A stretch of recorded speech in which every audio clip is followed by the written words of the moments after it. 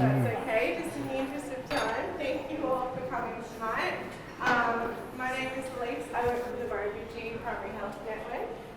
It's my honour in partnership with our aged care team and my colleague here, Julie, that we invite you here to our dinner tonight, all around mastering those difficult conversations and encourage change for general practitioners and doctors in the room. This evening we'll have a few speakers. We are very kindly joined by the Murrumbidgee Local Health District Palliative Care team tonight, as well as Caroline Bills from the Health Change Methodology Association. So I'll get started and I'll just do an acknowledgement to country.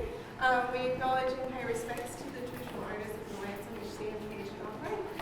Tonight we're meeting on Wiradjuri land, but we recognise all the nations across the whole district. We recognise these communities are made up of many Aboriginal and Torres Strait Islander peoples descended from additional mobs and clans who also call the Murrumbidgee home. And I'd like to pay respects to elders past, present and future, and recognise these lands have always been places of traditional healing and medicine, and this plays a role in shaping the future health services. So tonight our first speakers are from the Murrumbidgee Local Health District Palliative Care team. First up we have Nikki Carson. She is the clinical nurse consultant for the palliative care team. Nikki's been a nurse for over 40 years and works primarily in the community nursing, breast cancer nursing and palliative care. Nikki's committed to providing access to quality palliative care for rural and remote communities and developing clinician capability to support this. Nikki has a Masters of Nursing Clinical Leadership from Western Sydney University, a Masters of Palliative Care from UTS, and in 2019 she was awarded the Medal of the Order of Australia for service to nursing, which is pretty amazing. No, absolutely not. Thank you. And after we will have Jenny McKenzie, who's the amazing nurse practitioner for the Murrumbidgee Local Health District Palliative Care team. She has a long career in palliative care and end-of-life care, and helping facilitate the advanced care planning discussions, and is the Murrumbidgee Local Health District's most senior clinician who works closely with all GPs and VMOs. So I'll hand over to Nikki, who will start her presentation. And I'll just Thanks, Elise.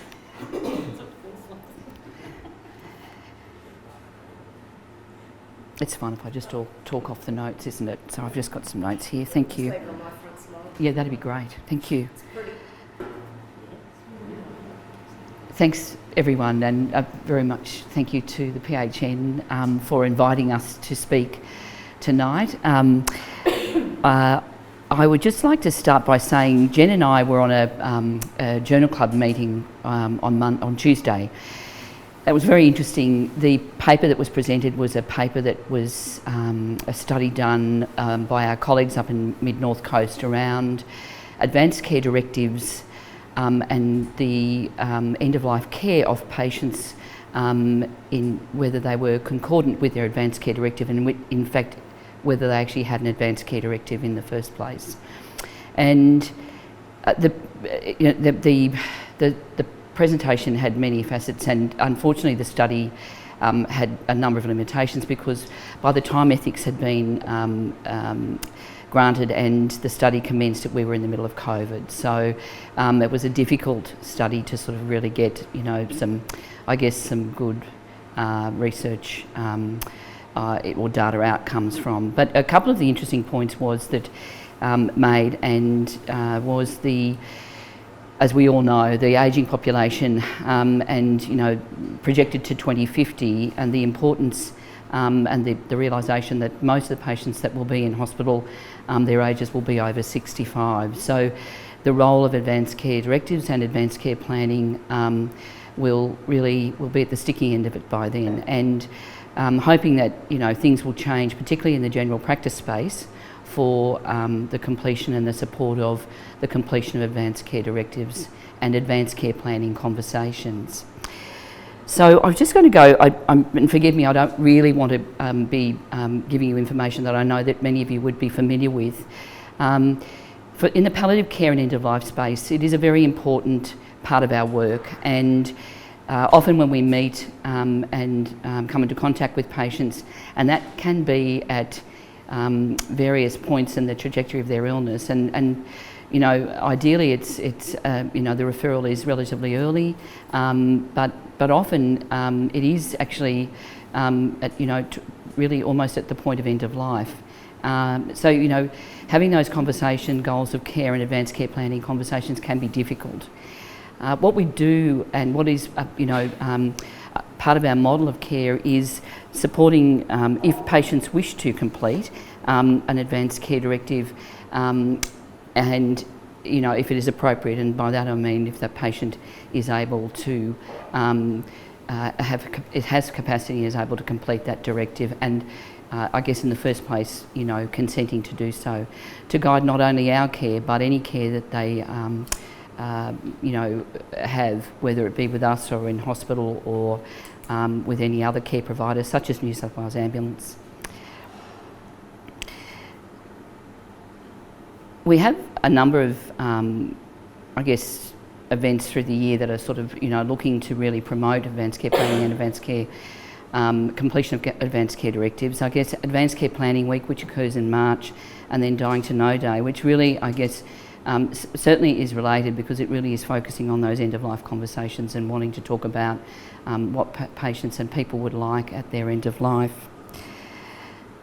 We find a lot of the time people, and clinicians particularly, I get a bit confused between, what is advanced care planning, what is an advanced care plan, and then what is an advanced care directive. And so, if you forgive me, I will just briefly sort of touch on that, because we find, even with our colleagues, don't we, Jen, we really have to sort of be very prescriptive about this because it can be confusing. So advanced care planning, I just always say to people, it is the process of discussion with patients around, their healthcare choices, their treatments that they may wish or not wish to have in the event of severe illness or an accident, and preferences of what they would consider as acceptable outcomes. For treatment, and also the appointing of a substitute decision maker, whether that just be appointing someone to speak for them or actually, appointing a substitute decision maker by, in a statutory form by an enduring guardian. So an advanced care plan is can be completed for or by someone, for someone with insufficient decision-making capacity, and even with somebody that has, some cognitive impairment. And I'm sure many of you would have experienced this, that people can still in some way give some input into, what they would like and what they would not like in treatment and care outcomes. One of the things that we promote and talk about a lot with our colleagues, particularly in the aged care space, because this, I guess for us, this is where it gets a bit tricky, because we do see, problems where families are given advanced care directive forms and asked to complete them, and that is for a person with cognitive impairment. So we have done some work recently and just, providing education in our aged care space, and also promoting the use of an advanced care plan form from Advanced Care Planning Australia, which is can just be downloaded and can be completed and uploaded. The thing about an advanced care plan, of course, is that it is not legally enforceable. However, with the substitute decision maker and this plan, that would certainly still inform and guide clinical decisions. So talking about an advanced care directive, and because it varies across Australia, as I know many of you would know, and again this can be very confusing, because when I go to speak about this within health, I say, it can be written, it can be spoken, it is not mandatory. The two things that are, to ensure that an advanced care directive is legal is that the person is 18 and over, and that they had capacity when they made it. That they don't need to be signed and they don't need to be witnessed, although it is encouraged that people do sign them and that they are witnessed, so that when medical teams go to look at the relevance and the validity, and also to assess the capacity of the person at the time they made it, having it witnessed and having signed it and dated it will sort of provide more evidence around that. I guess another thing that I wanted to touch on today, and it's just really about, you know, some resources for conversations with patients around advanced care planning. And I know that, you know, I mean, we get provided a lot of online resources, and, you know, there's a plethora of paperwork that we can look to use. But I've actually, over the course of the last 12 months, come and, you know, looked at a few resources, and there are a couple of apps that you can actually download, which I find very useful. I don't know if any of you have used them, or if you don't know about them. The CareSearch have a GP app which is excellent, can be downloaded from the App Store. And the other one is, which in fact, when I was studying last year, I was introduced to an app which is very good too. It's an American app, but it has a lot of relevance. It's got some very good resources, and it's called the Vital Tips 3 app. I'm very happy to provide the names of those apps to you. But CareSearch GP app and Vital Tips 3. Sorry, what was that? Oh, CareSearch GP and Vital Tips 3. And it might be down as Vital Talk. Yeah, Vital Talk. So, I guess finally, what I'd just like to, you know, promote and encourage, particularly in the, you know, in the general practice space, is so when we, as a palliative care team, and if our patients consent to and they complete a advanced care directive, we upload, and this is for any patient that presents to Murrumbidgee, you know, as an inpatient. And they are asked actually in their admission assessment if they have an advanced care directive.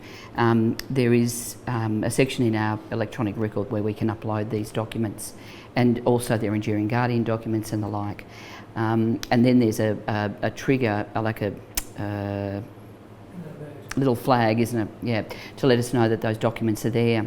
But we can also now, we can also access My Health Record through Health eNet and access advanced care documents there. So if the patient has, you know, completed the document and they consent to having it uploaded in My Health Record, then we can actually access that in an emergency situation. We can, or any situation that sort of indicates that we need to look at their advanced care directive, or that would facilitate care and inform care, then we can access the document through there as well. And we use that a lot for our work, because a lot of our patients were, you know, some of their care is not delivered within Murrumbidgee, or it's through private spaces, so we use it to get other information, pathology and the like. Interestingly, I do look to see if advanced care documents are uploaded there, and I don't think I've seen one. But look, as I said, I think, you know, I guess just building over time the promotion, the confidence around having these discussions with patients, and then I guess, you know, if I could recommend a form, I think, you know, this form is a particularly good one. Although, interestingly enough, and very importantly, when Jen and I were online on Tuesday, there is evidence to say, and this can be downloaded off the internet, you just put down New South Wales Health Advanced Care Directive, and you can, this form you can download it, that Aboriginal and Torres Strait Islander patients don't find this form easily to use, and they are looking at other things to try and, other resources to try and support their advanced care planning choices. I'm just trying to think if there was anything else that I was wanting to say about this. I had something came in my mind, but it's gone, but sorry. Is there any questions I can, that anyone would like to ask, or any information, Julie? Yes, Nikki, I was looking into this the other day, so Yes. there's two things wallet card Yes. that Advanced Care Planning Australia you can print off, and That's the right. patient can put that in their wallet. That's right. The other thing is that you can you can get the app on your phone for My Health Record. Yes. It's linked through that, and you can see the record there, so the patient can actually take it with them And do that show as them, well. yeah, that's right. And just encouraging them to give it to their substitute decision makers, and obviously they leave it with their GP, encouraging them then too, if they change them, to try and, you know, old ones. I guess the one point I did think of, and I just wanted to make, and people do ask, 2 points. Number one, VAD cannot be included in an advanced care directive. For the simple reason that a person has to be have capacity at the time of requesting VAD, and so obviously when advanced care directive really only comes into play when a patient doesn't have capacity or is too unwell to make their decisions for their own health choices. The other part of that is the front part of this document is very well written and very informative, and I often say to people, you know, just even reading that gives the patient or the person a lot of information. It's written in language that is very easy to understand. So that's it. That's it from me. Okay, sorry guys, I'm just going to take over just to keep the night running so we all get home to bed and have our Milo at a good time. So I'm just going to do a quick review of the Murrumbidgee's palliative care services, because we have changed considerably over the last 5 or 6 years. And it's not clicking. Oh, there it is. And again, I'd like to acknowledge our countries. That's some snapshots from Nikki and I of our trips around the district. So all the different places. We tend to get our phones out and take some places, because when we present at some of the state or interstate conferences, it's really nice to have a snapshot of our beautiful area that we are lucky and blessed enough to call home. So yeah, and a lot of them are possibly recognisable to some of you. It's actually, I don't know, it's really interesting when I might go out up to the mountains one day and then I'm out in the Hay Plains within the same week. It's a bit of a head shift for us, because our people are very different across the district as well. We know our district, it's fairly big, it runs along much the same lines as the PHN these days. We've got that beautiful kicker of about 250,000 people, but are spread out over a large area. So as a specialist palliative care service, how do we provide a service that is fair, equitable, gets the right kind of care to the right people at the right time? And that's been a challenge, and that's something we've worked very hard at over the last few years. So we've always been quite nurse-led. It's not that we don't want a palliative care specialist physician around. There's vacancies on the eastern seaboards and places where people want to live. So sometimes coming out to the country looks a bit daunting. And when you look at it, oh my gosh, there's 125,000 square kilometres and I'm the only VMO. For some people that would just make your brain melt. If you're born out here and you're raised out here, you just look at it as go, it's only a few hours in the car, job will be right. So that has been, because when we've interviewed, we've got money for it, when we've interviewed, that's certainly been a bit of a factor in people wanting to, or when considering whether to take the job. If they get a job in an established team in a bigger city centre or somewhere else regionally, that looks more attractive. It'll happen, I'm confident that, I just don't know when. So most of our population, of course, is in Griffith, Wagga and Deniliquin, and Leeton, I should say as well. And with our old modelling and the way we were set up, it was very much, if you lived in the larger population centres, you got access to palliative care quite easily. But if you didn't, it was a bit of a lottery, and it came down to who you knew. That if you could pick up the phone and maybe get hold of Jen, you might get a bit of a service, but you know, if you didn't, so sad, too bad in some cases, which is not good enough. So care was very siloed, and we do see this a lot in healthcare across the whole, not just regional rural areas. And silos look very different. Some of them look quite pretty. They're all functional, they all do the same job, but they don't always work the same way. And this is the superstar of the photos. That's my dog Murphy at the family that I grew up at. And so that's, you know, it's just to demonstrate that's how we went. And again, that's for some presentations in the city. But the problem with silos, the way we used to work, when something falls over, it busts, you're in trouble. And in health's case, patients don't get care. It's like, whoops, sorry, so-and-so's sick, so-and-so's gone off to have a baby, we couldn't replace them, sorry, there's no service. And so then GPs were left to flounder in their small towns trying to help support complex patients, or care just didn't happen and people ended up in hospital, maybe transferred to a bigger centre, and certainly not getting to die or be cared for in their location, their preferred location, which is another reason advanced care planning is really important. So back in 2017, I can't believe we're now creeping away from it. We actually had a big restructure in health, and restructure in health, I feel like it's a bit like public transport. Nothing comes along and then you get about 3 different ones at the same time. So we got restructured, and for us, for palliative care, as hard as it's been and challenging at times, it's probably one of the best things that's ever happened to us. So when you get streamed and you have one overall service, you know, when you're looking down close, you get a bird's eye view. When you're up and close, you can only see the things that are right nearby, but as you draw back from that, you actually get to see the bigger picture. And that's what streaming's done for us, and that's what it certainly has been a big trigger for us to make it better. And again, those photos were contributed by the rural family that I come from. So as a result of that, instead of just having the services at the main service centres, Deniliquin, Griffith and Wagga, we now have clusters. And so for every cluster, there is a palliative care nurse specialist who is located for that cluster, who's there to build a relationship with their local service providers, and most importantly, and this is where the magic I think really happens, build a relationship with the general practitioners. Because it's that collaborative relationship between 2 people, one who's going to get to know the patient and family really well, the other, the GP, who's had a long relationship with them. They get together and, you know, it just happens. It's the good gear. So that's the clusters. In the other way with all the towns and districts. Just because someone doesn't live in a town doesn't mean they don't get a service if they're in that cluster. And that's one of the proudest things that I've felt since moving this way, is that we now get people being cared for and staying at home. Talbingo, we've had 2 home deaths in the last 12 months up there. We've had people, you know, Withouli, out the back of, you know, some of the really remote places. We're achieving these things. We're actually getting something that might look like equality for the first time. The other important thing about this slide, and the faces across the top, are what we call our buddy sites. So at the moment, out Deniliquin, Denny Outreach and Tokemwall, Denny's the last person standing because the other 2 are on annual leave. We're allowed to take annual leave. We're just getting through winter.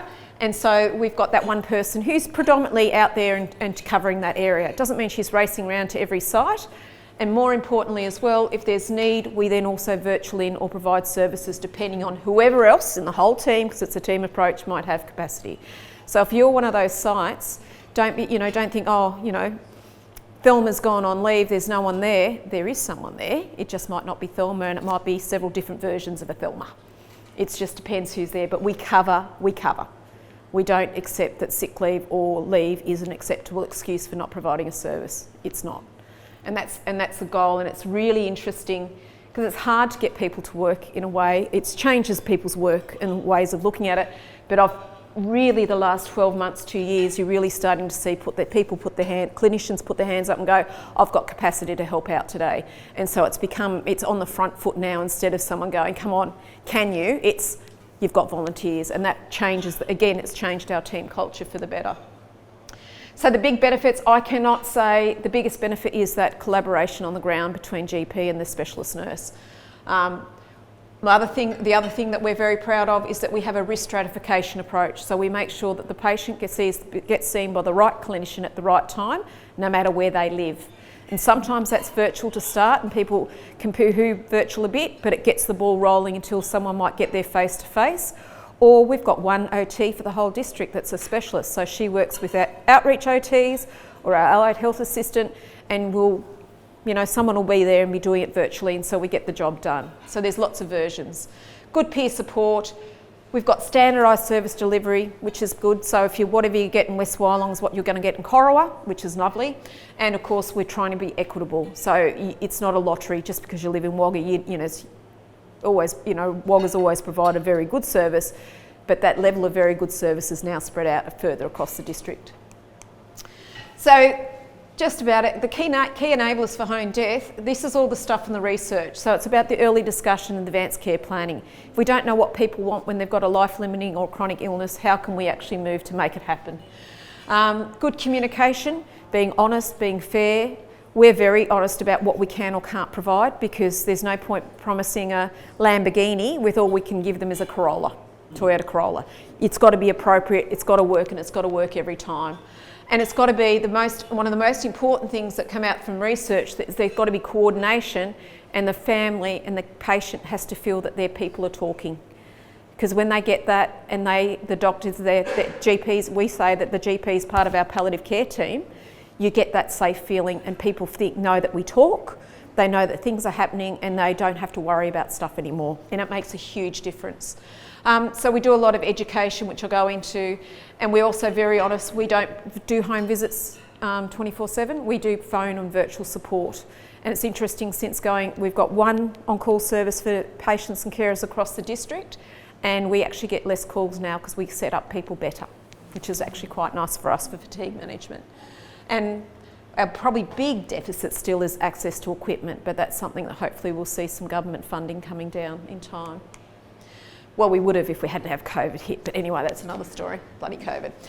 So the resources, I've got here, New South Wales Ambulance have done increasing work in the palliative and end-of-life space in the community. So they are our arms, legs and people out there at night, because they have the safety checks, they've got the back-to-base monitoring, they've got the safety net, which a single nurse going into a house doesn't have that safety protection. That's why we can't do it. And they also have protocols that enable them to do palliative care in the community. So not scrape them up and take them in, they'll actually sit, work it out, and help keep people at home. And the best thing about them is they actually contact our medical on-call, which I'll get to. Caring at home, you'll often hear bandied about. That's a set of resources that we use to teach our carers how to give subcut medications. So it's just, again, standardised practice across the whole district. So if someone's on in the middle of the night, takes a call, they know what they're being taught, they know what the resources are, they can redirect, and again, you just get that strengthening. We've also, our 24/7 call support, disposable syringe drivers means those areas we can't get to, because we can't get to everywhere every day. We've got disposable drivers that might run for one, 2 or 3 days, and that's changed and levelled up our playing field as well. Virtual care, as much as I will be the first to admit, I was probably a bit of a foot dragger towards it, because how can I build rapport, how can I do these things? I've learnt, and I now can do. I can have lots of conversations over the phone, over the visual screen that never I thought. It's just a matter of practice and being willing to have a crack. The other thing that we've got that overarches all this is the specialist medical on call. I don't like the medical part because I'm a nurse practitioner, so it's specialist prescriber on call. And we are there, I'm on call, that's why I'm looking like a bit of a deal with my 2 phones sitting there. We provide prescriber support for palliative and end-of-life issues. So, you know, if it gets to 6 or 7 o'clock and you're finally getting to a hospital to do a small round or something, and you see you've got someone to call, we're paid to answer the phone. Just to talk it through, give prescribing advice. Sometimes it can be advice of, crikeys, they've got a background of bowel cancer, they've got this and this, and then we've just found they've got a thrombus. What should we treat? Should we coagulate? Should we not? And so it's talking through the pros and cons with someone that's not going to probably be treat. We'll be a little bit potentially measured about what have they got in front of them, how long do you think they've got to live, benefit versus burden. We spend a lot of time with those balancing conversations. Sometimes it's just that decision-making's gold. We support the hospitals without medical coverage. We can sometimes help palliate people because certainly the RAMS, the remote service, can get snowed under, and sometimes in those small sites it's quite complex, so we help out with that. And also sometimes link back to their GP who might have been forgotten about, I've noticed a couple of times, learnt that the hard way. And sometimes because with all the PBS and the TGA on opiates, there's a lot of fear about prescribing opiates and what to do and how to do it. And so I took a call today about, authority scripts and support and what to say, how to do it, so they don't feel like they're going to get in trouble. Because that's, it's a real confidence thing. And if we can help boost that confidence, it makes the world go round. We are not there to take over. We're not there to take over everyone's prescribing. I will prescribe a month's worth if I'm there and someone needs it, and usually I'll tell the GP it's usually to save your job. It's continuing something. It's not a month's worth of birth control pills or anything like that, but it's just whatever they need at the time just to make people's lives easier. And we're your backup, I figure, and we've been doing the medical on call for 4 years now, and it's quite widely used across the district. I hope it's, I shouldn't say what I was going to say. It's usually very well utilised. My last week I had on was the quietest week I've ever had, but now I've got 2 weeks in a row. I might have just mozzed myself. So the outcomes with our big change are that we've had single on-call for the patients and carers across the district. It works, our numbers of calls are going down, we've got consistent data collection, and we seem to be getting the care outcomes. As a team, we are better, we operate better together, but I also think there's been a huge improvement in our communication with general practitioners across the district. It really is, and certainly I got a request today when I was answering a question about a drug. Oh, how often are you guys seeing them? Twice a week. Can someone send me an update email, please? And so I've put that to the team. Can someone send the GP an update? Because it's great they're interested and want to work with us. It makes my heart happy. We've got better fatigue management, and hopefully we also probably help out GPs with that as well, because you're busy. We're all busy, but it's really hard to try and balance everything, especially when you've got the extra, I won't say it's a demand, but it is an extra pull on your time if you've got a patient who is dying and you need to spend more time there. If we can take some of the work for you and allow you to be the icing on the cake with them, I think that's an advantage as well.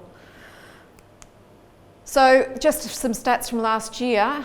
They're clusters, but that's the sort, with their home deaths we achieved in each cluster. So there's lots of people, and when it comes to tumors, that includes like up to Talbingo and out the back of those little places in those snowy mountains where you find some unexpected things, you know, and Griffith includes Hillston Hay, Lake Cargelligo, so it's a fair way. The most thing that I'm really, really proud of is that we're documenting, so 83% of our people are getting to achieve their location of choice and their care location of choice, and that's a great stat. 68% of our registered patients dying home, that's pretty good. There's research around that says that 70% of people want to die at home, but that was asked when people are well, so it's a bit of a fudgy, you know, sounds good when you're doing a bit of a funding proposal, but in the real world, when people suddenly realise how much work it is, people do reconsider those choices, and that's okay. And that's us. We're a busy little service. We are unique with our 2 models of on-call to support, but hopefully people don't feel shy about ringing. There's no judgment with it. Over there, I've brought just some resources. It's some some safe foundation prescribing for palliative care there. How to get the on-call specialists, the medical wise, and how to refer to palliative care. So those resources are there. And thank you very much. Another one of my pictures. So that is why the next speaker is here. Her name is Carolyn Bills. She's from the Health Change Associates. Carolyn is the director of the Health Change Associates. She's a dedicated clinical practice change specialist and is a practicing physiotherapist who understands the challenges of frontline service delivery. She believes everyone deserves healthcare that delivers, and that the health change methodology is the perfect vehicle because it simplifies complexity.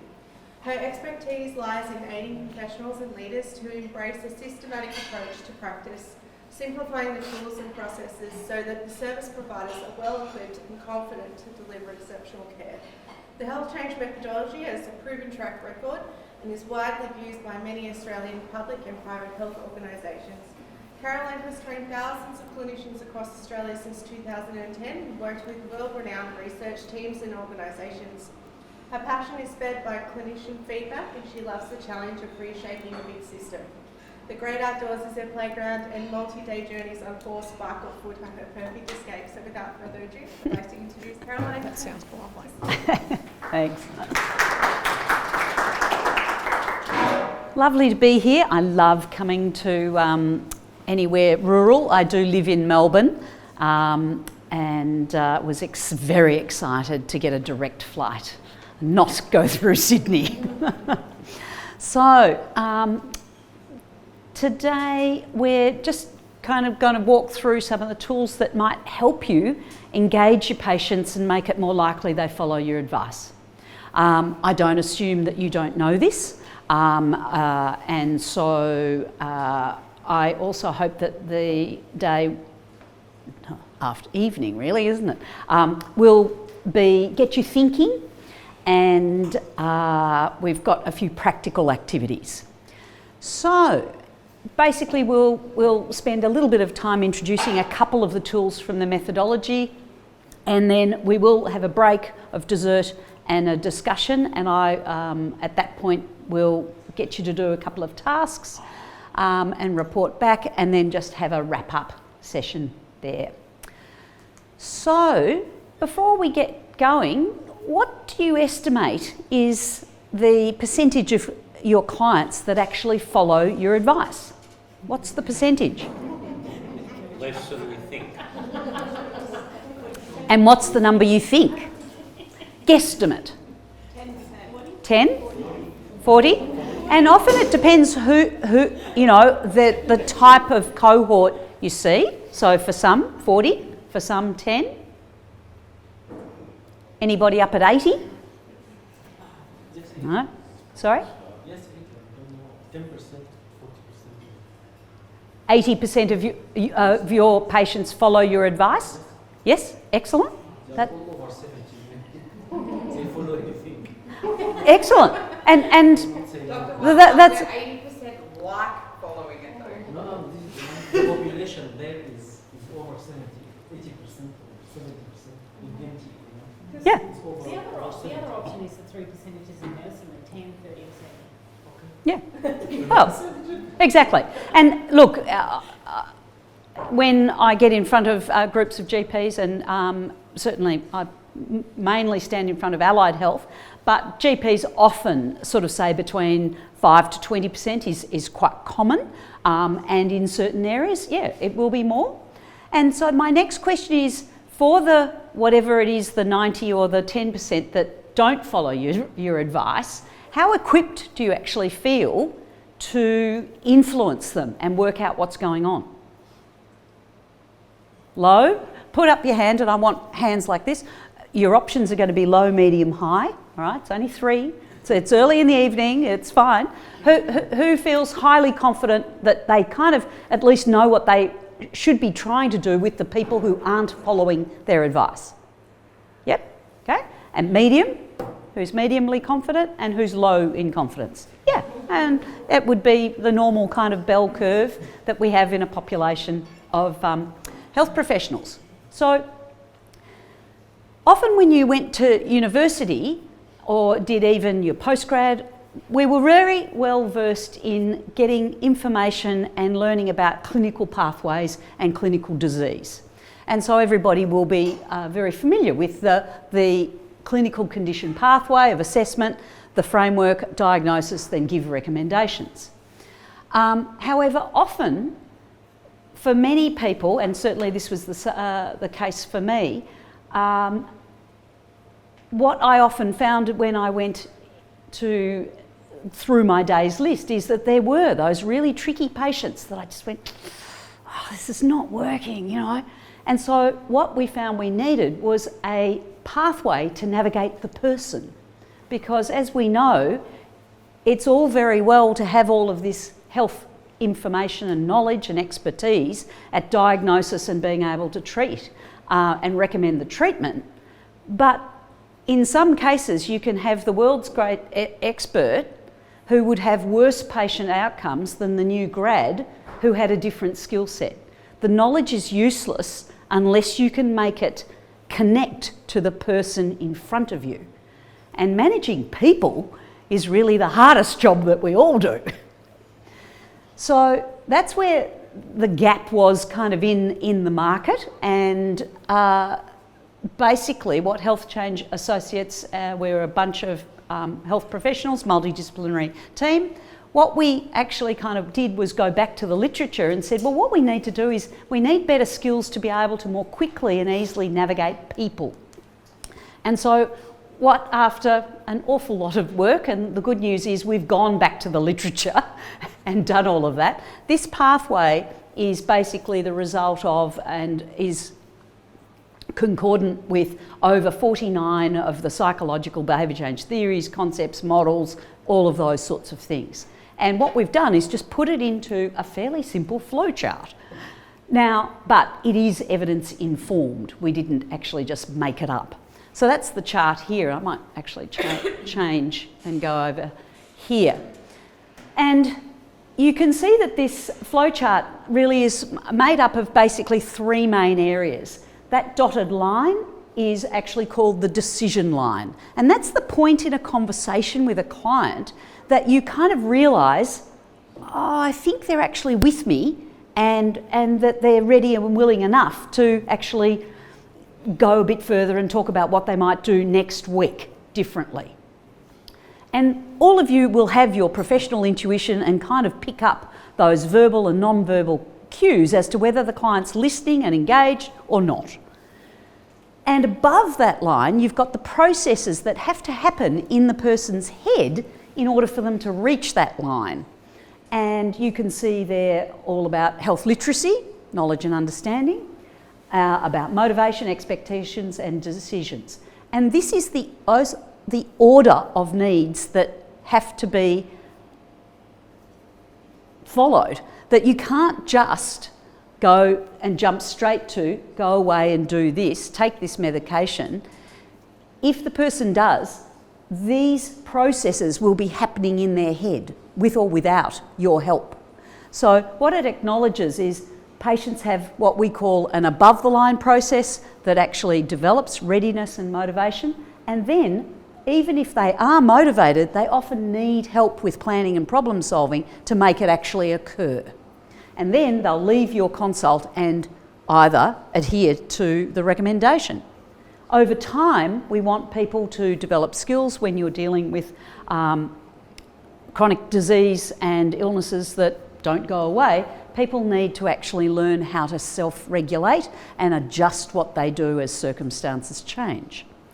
So does that kind of resonate with you? And most clinicians kind of look at it and go, oh yeah, I can see that happens and it makes sense.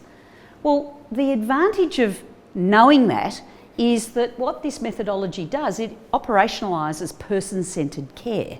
And many of you will be familiar with the phrase, meet the person where they're at.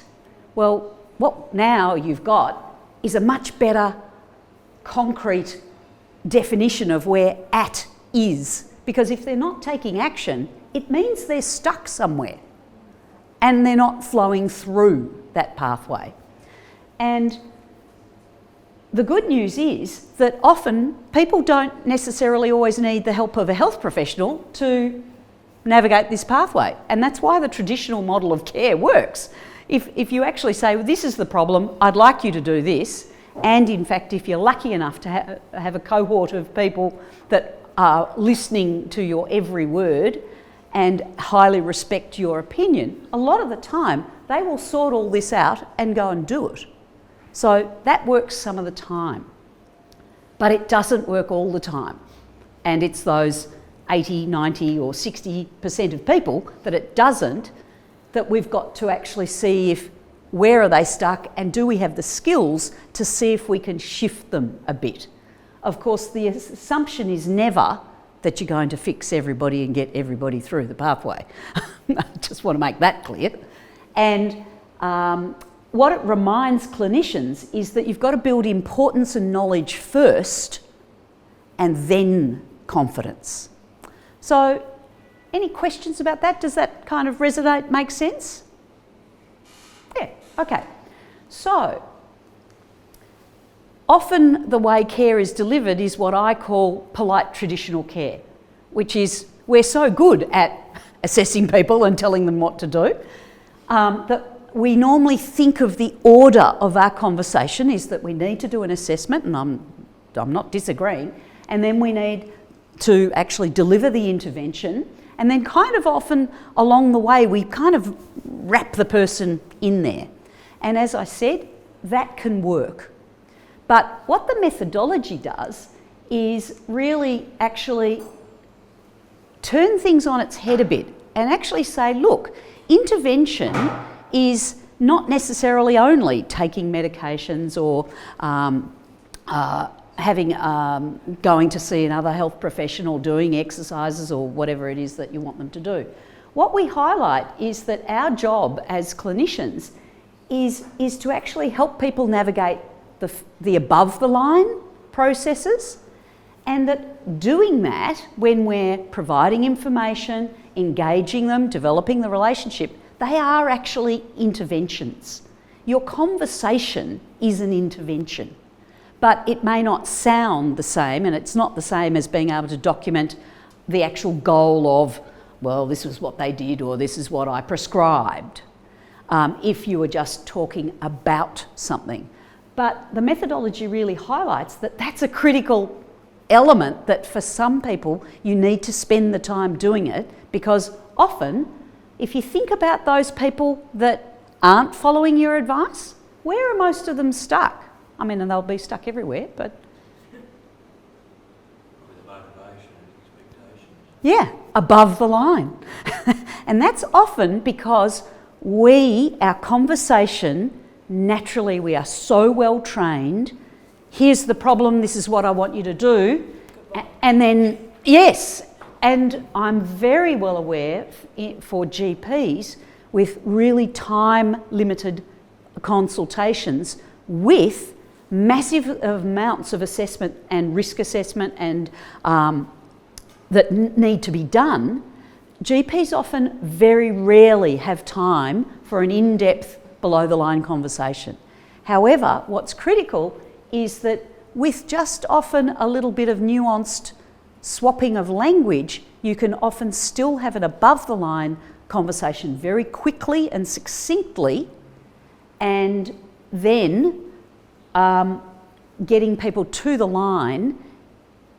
Really, most of your work's done then. This is the hard bit.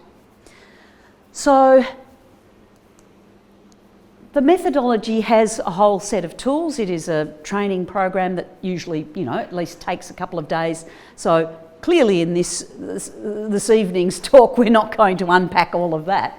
But all I want to highlight is that we kind of go, okay, well, if this is what people need to take action, because that's the science of psychology and behaviour change, and if that's the order they need it in, and we know they're going to get stuck in that pathway at all sorts of different times, they're going to move up and down, that's a given, then clinicians need to have the skills of actually understanding behaviourally what is it that you do in a consult that means you're being person-centred. And what we've done is just label the principles that you need to follow in your conversation very simply, because that was exactly what the feedback from clinicians said, don't talk about all those theories, just help me understand what I need to do and how to say it in the consult to guide my conversation. And behind those principles sit some skills, and we've just labelled 7 of the minimum skill set. And if you deal in palliative care, if you deal in substance abuse, addiction, really tough areas, people with numerous complex medical problems, you need often a lot of extra skills as well. And there are lots of great training out there that'll give you those skills, which is fantastic. But what clinicians are often saying is, but which skill do I need when to be most time efficient? And that's why what we've also done, which is kind of unique in this methodology, is we give you what we call the consultation or decision framework that matches and helps you go, okay, well, if I'm trying to facilitate through there, why don't I have this conversation first, see what happens there, and then I'll take it from there? Because you can't script it, but at least you've got an order that you know that you're picking up the significant belief and knowledge barriers early as possible. There is a simple way to document that conversation that really is in plain language and clear for the patient and the clinician. It complements your records, it's not replacing them. So that's kind of what's in it. But all I'm going to highlight today is using the behaviour change pathway to help you actually craft a conversation that might happen with Mrs. X. So we've got Mrs. X's some data of, this is her clinical picture at the moment. She's got COPD, She's been in hospital. She's got some triggers from environment. Certainly the medications are working a bit, and she has low physical activity levels. So if you know that about Mrs. X, does that information tell you anything? Do you know where she is on the pathway? Yes, no, maybe. She's right up the top because she obviously doesn't understand what's happening. And tell me more about that, Charles. Well, she's still smoking. Right. And she's only 38. She's had admission to hospital 3 months. It actually doesn't say she's smoking there. It was... You can guess she is. Oh, okay. Really Okay. Cough for 3 years. Yeah. So do we just tell her again to stop smoking? Well, I think that probably... How's that going for you? That probably won't... Well, that's a start. What are you going to do about it comes into the... What's her trick? What's she going to do about it? Because we can't fix it. She's got to want No. it fixed. Correct. So what happens... Has anyone been in a social situation where you've got a very good friend and they either want you to read some book that they're so passionate about, and really you've got no interest, and every time you go and talk to them they harp on about this book? What do you end up doing? Okay. People pleaser. Shut them up. People pleaser. That's, they're lucky. It's not my kind of book, thanks, but no thanks. Okay, you then definitely say over. What else strategies do people do? You pretend, you avoid, you reduce how much you see them, and sometimes does it make you really angry? And it may even impact on your friendship if somebody's really in your face. So that's what we've got to keep in mind of when we just tell people. So the medical information, at least very clearly, we know what we wanted to do, but it doesn't tell us yet where she is on the pathway. She could be anywhere. So what do you want Mrs. X to do? What are some of the things clinically that you'd like her to do? She didn't come for the last 3 months. No. She didn't, so she needs to come first. Sure. Let's assume she's going to come. What do you want her, when you get an opportunity to speak with her, what are the clinical treatment activities that you want Mrs. X to do? On what? Her medication. Yes. You'd like her to take her medications. Yep, great. What else do you want her to do? Ask her about her expectations. What is her view in her disease? What does she expect? What she can be doing? Yep. How far she can manage exercise and live. That's absolutely fantastic, and that's part of the process. But at the moment, just tell me the other things that you want her to do. Are you all happy if she just goes and takes her medication and that would be the best thing for her? What are your clinical guidelines for COPD? So what else do you want her to do? Sorry? So you want her to increase her physical activity? Yep. What else do you want her to do? Avoid the triggers? Absolutely. Terrific. Great. Yes, vaccination. Excellent. That's it. Good. So, usually at least you've added a few more, but she needs to actually make sure that she actually understands which medications for which, that she takes them as prescribed, that she probably paces her physical activity. Is that that's a familiar concept, isn't it? Yep. That she then builds her physical capacity, avoids the triggers, and knows when to worry about her shortness of breath or not. Okay? Everybody kind of comfortable that they would be a list of things if she actually started to do one, and Charles would like her to stop smoking. And if she does smoke, yes, that would absolutely be on there. Would everybody be happy if she actually started doing those things? Yep, great. Yeah. Palliative, you're always just one step, a jump ahead. I'll keep it. No. So this is what we want her to do. And what the trouble is, and that often we all have, when we see the clinical picture, we already have our list, correct? That's how we're trained, and that's good. But how we've learnt that list is often from the way we're taught, which is from clinical guidelines that tell clinicians what to do. We learn these are the assessments, these are the investigations, these are the types of things we need to tell them. Do you think that that's how your information is generally ordered in your head? Yeah, and it's common, it may not be, and that's okay. No, what I mean is that we have this information. Yes. Another patient input tick box. Are you able to do that? I will do this. I will not do this. I can do that. I cannot do this. Yes. So it is parallel to what the patient can do. Absolutely, that's right.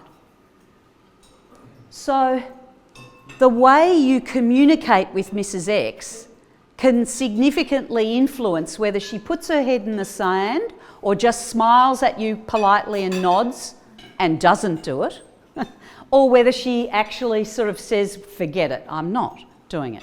And what we know, the strategies in a consultation, if you just tell her to do all of those things without much explanation and without much other nuance, that's not going to go well, is it? And if you tell her to do all of them, that's definitely not going to go well because she'll be overwhelmed. And if she doesn't know anything, and those expectations, as you highlighted, absolutely critical to do quite early on so that she has reasonable expectations of how does COPD, what happens if you do nothing, or what is the natural course of this disease. So that sort of broad information is critical. But if you also get really frustrated and say, but if you don't stop smoking, you'll end up in a box. We know that scare tactics don't work, particularly without being given hope and support. So these are what we know have been proven to be ineffective, yet, I can certainly put up my hand. Have I been guilty of using those strategies? Absolutely. And particularly the more time pressured and the less time we have, our default often will go back to those strategies. Do people relate to that? Yeah, and we're not perfect, but we just want to be aware of that. And what we would suggest is that clinicians need to be taught other strategies to actually align their conversation with this pathway. And of course, the first thing that you need to do with anyone, as you well know, is build some trust and get that relationship started. And that job never stops. That just because I put it number one doesn't mean that, tick, done that. That obviously is absolutely ongoing and pivotal. Do you know the number one predictor of adherence to advice from health professionals? It's the strength of the therapeutic alliance. So over and above anything of what you say, which is why you can have the new grad who for some reason either really relates well to people, gets better outcomes than the senior clinician sometimes because of rapport. So that's certainly, I know you all know that, so that's not where I'm going to add value to you. But we then need to try and actually give some information, and the real kicker is that all you need is a big picture view, because they don't need to know everything, and you have to drip feed it and layer information. And all the palliative care team here will have been doing this intuitively for years, okay? And all we've done is kind of just put it into a structure and given a few tools to help other people get the idea of doing this. And when you actually give your information really well and map that big picture, what's interesting is that more people tend to be on board with you. It makes sense to them, And so you have less resistance. And then your job, they're much closer to the decision line, your job is much easier and a little bit faster. And then the third task is certainly, once they know what to do, make sure they know how to do it. And so if you look, what we've provided you with is this little card here, right? You don't need to really look at it now. But basically what I want to highlight is that this is a way to help you layer and decide what sort of information's critical above the line that's likely to influence someone's motivation. Because often the way we know our information, we emphasise things that patients don't necessarily think are important. Many of you will have already sorted this out and worked this out intuitively yourself. But what we've done is help you with a bit of a system, and on the back of the card there's more detail of what types of things of the information that you should pull out from the guidelines. So this is a way to actually translate clinical guidelines into areas of action that people need to do to get the outcome. So, the first task, Mrs. X comes in, and this is, you've got a little bit of extra information. You know that she feels the shortness of breath's worsening, that she's having difficulty climbing the stairs. She shares that last time when she was in hospital, she felt like she was going to die. And when talking about her medications, she just kind of says, you know, they don't seem to be doing much. So now that you've got that piece of information, how do you think she's feeling generally about things? Crap. Yep. Give me some other words as well as crap. But that's a great start, and you're right. But she's not going to be jumping in going, oh, yippee, tell me what to, you know. Hopeless. Out of control. Yep, absolutely. Anxious, frustrated, And overwhelmed. anxious. Certainly, like she felt she was, nothing's really working. I don't know where I am, and I was scared witless that I'm really about to die. Okay, so given that you almost, and a lot of the time you've already kind of got these nuanced, when you know people, you often can very quickly say, how do I think they're actually, how do they feel they're going? And if you come up with any of those emotional words, particularly like loss of control, hopeless, terrified, you know you should be up here with them, because often their capacity to listen and do anything might be less anyway, because those emotions stop you thinking well and clearly. So just have a moment, and what we can do, I know, see how you, although most of you have actually done a fairly good job on your meals. What you've got here in front on the table, that you've got some of the sheets of paper, and there are some pens. All I want you to do is have a go at writing a few things, and all you're going to do is write a couple of notes for yourself, one words, you know, and then when you have dessert, you're going to just share some of your answers together and share the phrasing. A lot of people develop rapport. They think to do that, the best thing is to ask about the kids or the football team or those things. And they are certainly valid ways to do it. But often, by just actually acknowledging someone's situation, you can do it very quickly with just a sentence or two, and people kind of go, oh, wow, you get it. And they really relax. So if you can anticipate how they're feeling and put them either at ease, think about what you might say that might put Mrs. X at ease, just one sentence. And really write it as, what would you say to her? I'm not interested in an intellectual response. It's just, what do you say when she first walks in the door?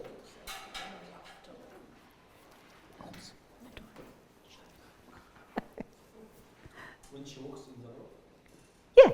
You're either, you know this stuff very early on. What can you say to put her at ease? Just write down one sentence. Doesn't matter, and we're not going to share it now.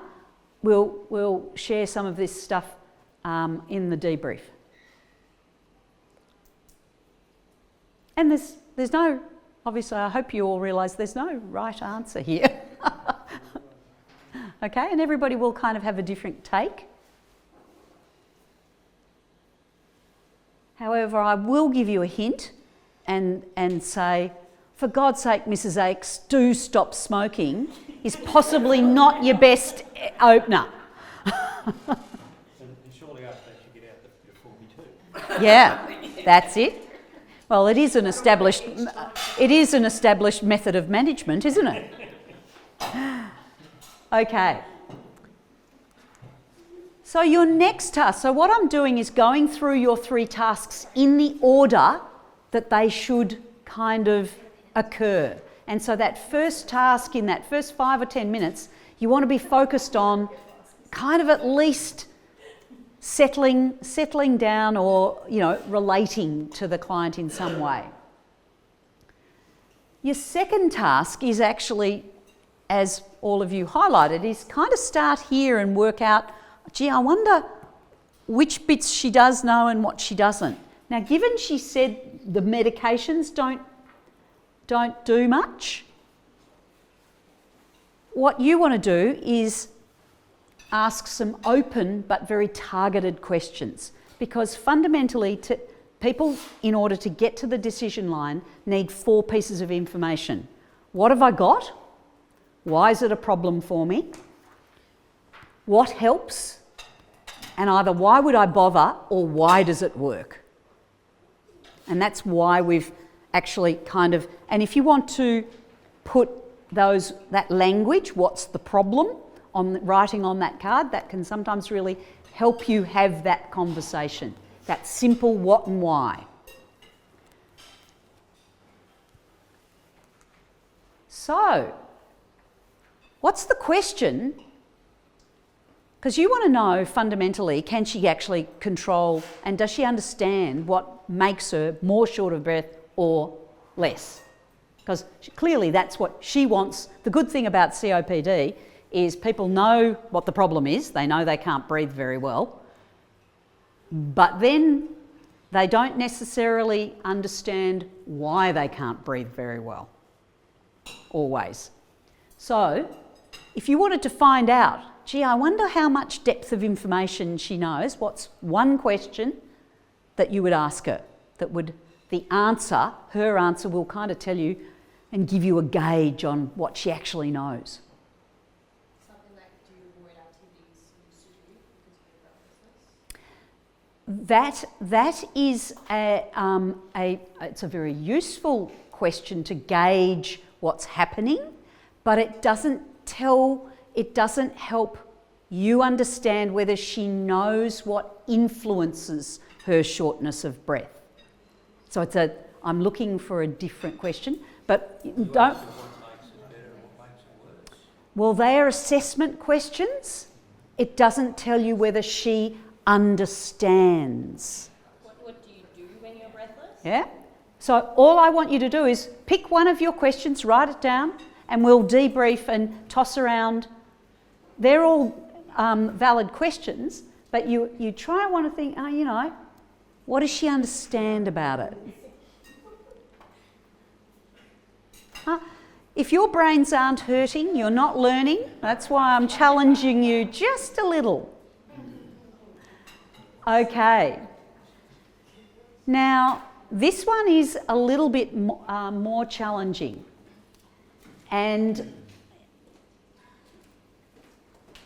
But this is your job.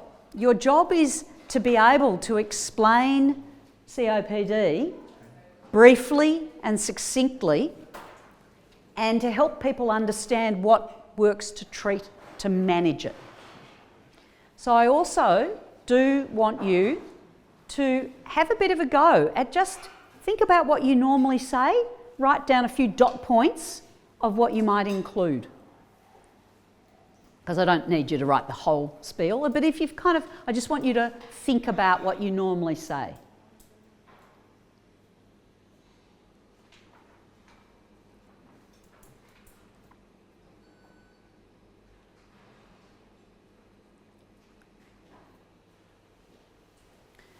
And this is one of the most challenging tasks that we as health professionals have, to try and explain often very complex conditions or circumstances simply as possible.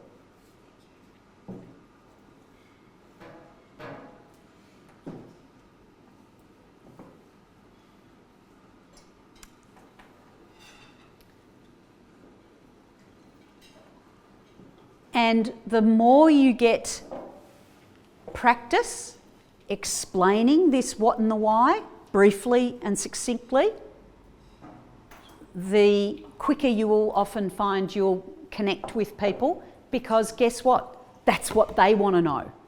They want to know, what have I got, and and what works. Not an easy task.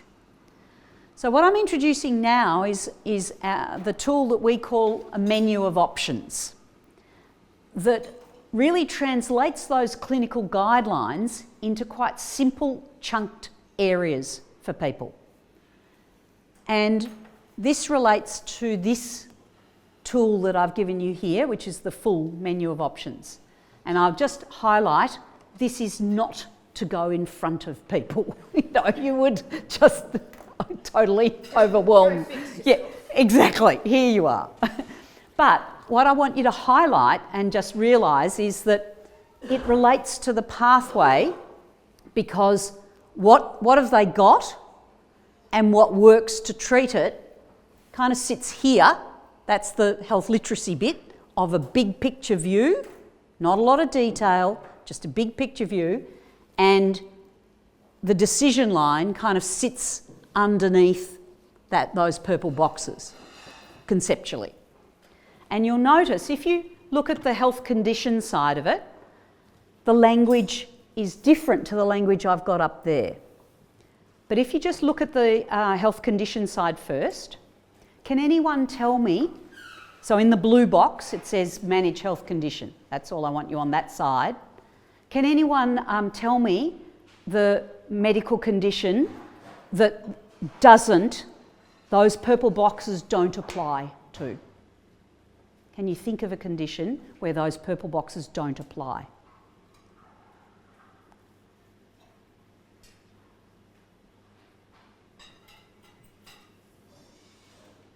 Is that a no? It's a tricky question, isn't it? I'd just like it to be a resounding no. I can't. Yeah, and is everybody seeing that? You can substitute, and the beauty is, if they've got 8 conditions, no, but there's still only 6 areas to manage. So always think of it, the purple box is, what do people need to do over time? The language is flipped from, I want you to do this, to, if you've got this, people need to get busy, and the people who do take action in all of these over time get the best results. That's the science. But people don't understand that because it's not often explained in that way. Now, many of you already do fantastic explanations, so I'm not discrediting what you currently do. But what do you think the benefit might be of giving them a kind of a brief explanation? And you'll see that what I've done here is I've kind of changed the language a bit to be a little bit more specific to the recommendations around COPD. So what I've put up there is the patient's concern, because we know that actually what she wants is, I really want less breathlessness. And you could quite easily say, well, Mrs. X, if you want less breathlessness, can I just explain to you? And people need to know which meds to take and whether you can mess with them or not. They need to know whether to worry about their shortness of breath or not, and that takes a little bit of trial and error. But you also need to know there are some things that you may not be able to control, and go looking for making sure that you stay well and that your body's not overloaded. And ironically, the fitter you are, the less shortness of breath you have. Now, you would always follow that by, I know that won't make sense right now, and don't worry, but let's just park that.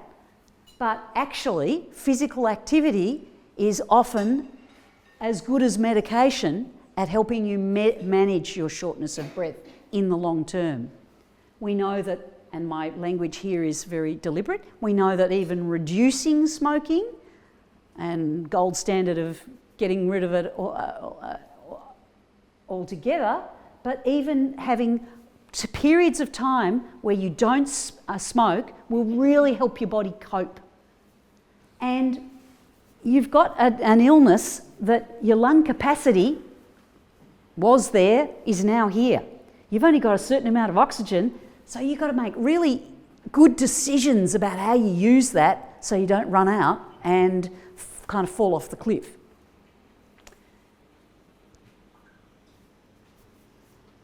Did that make sense to you? Do you reckon it'd make sense to a patient? And it took me, 3 minutes maybe to say all that? But they didn't interject. Because I asked permission to tell them something. Yeah. And I didn't say, how are you? That would be, in my book, one of the worst opening lines for some types of patients. Very dangerous, that question. So what we choose to say and when is critical, and absolutely, there are some patients that you'll never get that time, and we can't control for that. But what I'm highlighting is that I'll put it to you. How often do you think that's routine practice of care, that explanation is routinely given? And I'm not saying you need to only give it once. You would need to give this again and again because it's the same message. Is that routine care? Yeah? Might be gold standard, but it's probably not routine. Yeah. Oh, look, all I would be saying is that maybe. But the more it is, that's fantastic. And the difference of it is a lot of the time all clinicians talk about these issues, but often they talk about them one at a time. And that actually is different. That's not what I'm saying. What I'm saying is the gold standard is that you need to have this big picture where you lay each of these out. Now, you don't always have to have all of them. If you had a client with cognitive difficulty, you may simplify it, but you certainly wouldn't want any more than those areas. But in my experience, it's not usual practice for clinicians to be able to do and explain COPD exactly using similar words to what I did. Yeah. In my line of practice, I'm a mental health social worker. I unfortunately do get a lot of people that come in and say that they didn't feel heard by their GPs, or it all happened so fast that they left there very anxious and scared. And I think sometimes, although GPs feel like it might be coming across like that, it's not being taken like that, because like you said, they're coming in anxious, overwhelmed, frustrated, their head's kind of in a whirlwind. It may take a few sessions for them to feel heard and get that kind of across. So Yeah. That's definitely some feedback I get from people, that first time of hearing that, they don't hear anything else after you have COPD. Yeah, absolutely.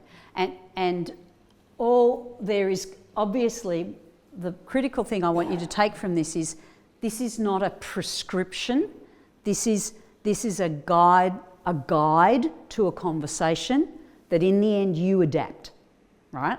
And you'll notice that the language can be flexible, you can change it around, it needs to be adapted, as I said. But when you at least have a go at explaining something quite simply, without much detail, and then immediately, as soon as you've got 3 or 4 things out, to be saying, and don't worry, we're not doing all of that today.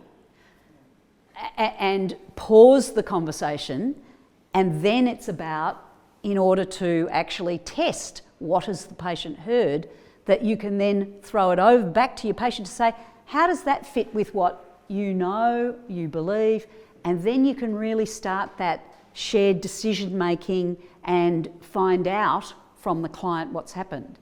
So the beauty of this also is that you actually don't need to know much about them. As long as you've got a diagnosis of COPD, I don't need to know any detail of what they're doing with their activity or their stress or how terrified they are. I can just talk really briefly and broadly and say, these are the kind of the things of how this goes, and the people who get the best result take actions in these areas over time. And that's what we're here to help you do. And imagine if all of the allied health care team used similar language. Do you think your messages might land a little bit more consistently? It was so great to hear the work that you guys have been doing on that cross-pollination and the more we all talk. So this menu of options technique is kind of often a way that sometimes you can save some time and explain complex things a little bit simpler with not a lot of detail, because the next step obviously is to then prioritise. And probably, the first thing is, yes, let's start here. And then you get them going on that. So that's obviously up to your clinical decision making. So that's that concept. And as you're then talking to the client, you're using what we call our RIC radar. RIC stands for Readiness, Importance, Confidence and Knowledge. And basically, they are the 4 critical elements that decide whether actually someone is successful doing something or not. Now, we put it in that order because it says a nice word, but really it should be CUR.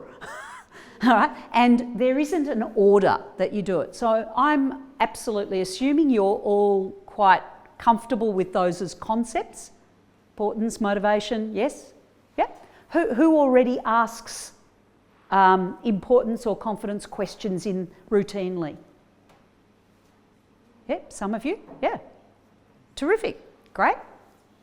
And RIC is one of our foundation principles that as clinicians, all of our knowledge is useless unless we start to actually interpret readiness, importance, confidence and knowledge because that's what determines the speed of the movement through the pathway.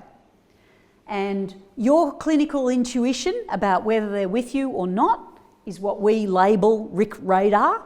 You've just turned on your RIC radar. And so start to, when you next go see your list, really just start to interpret what they're saying in terms of what does that mean about how motivated they are? What does that mean about what they understand? Or so the key word of comment for Mrs. X of, I felt like I was going to die. Okay, well that's clearly, a big emotional reaction that needs to be managed and addressed. So you'd be thinking about, okay, maybe I need to talk to her about actually, and perhaps as can happen, how many COPD people present to ED thinking they're going to die but actually are not in any distress? Hundreds.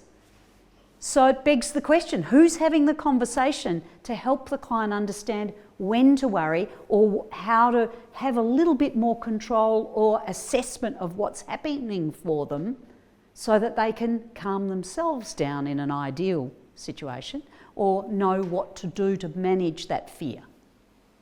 So you can either ask more direct importance, confidence and readiness questions if you want. Has people done motivational interviewing training?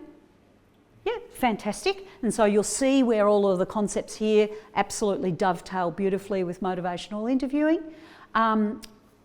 For a while there was a lot of scaling questions. Does anyone still use scaling? So how important is this on a scale of 1 to 10?